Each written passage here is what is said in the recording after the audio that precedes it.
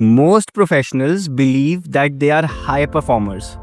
But what if I told you many are just moving the finish line to wherever they have landed? And here's the problem, most people keep their performance criteria vague and subjective. They don't define clear targets, and at the end of the year, when their boss sits down for a performance review, they just justify their achievements based on wherever they have ended up rather than where they were actually supposed to be. A lot of times, when people set these vague goals for their performance appraisal, they of course hit some results. So they convince themselves that they have done exceptionally well. Wherever they reach, they make that the finish line. But here's what high performers do differently. High performers set ultra specific goals. They know exactly what success looks like. So there is no debate, no justifications, and no moving goalposts.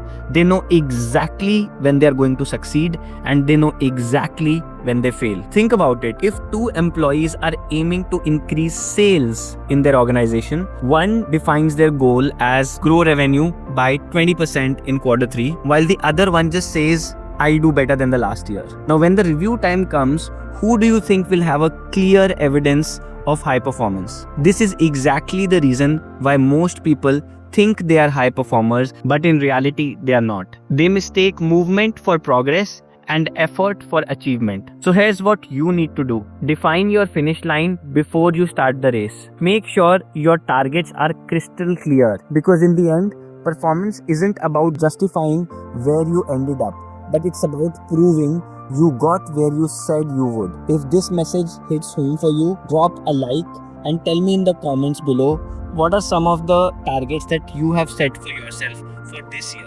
And if you know someone who needs to hear this message, share this video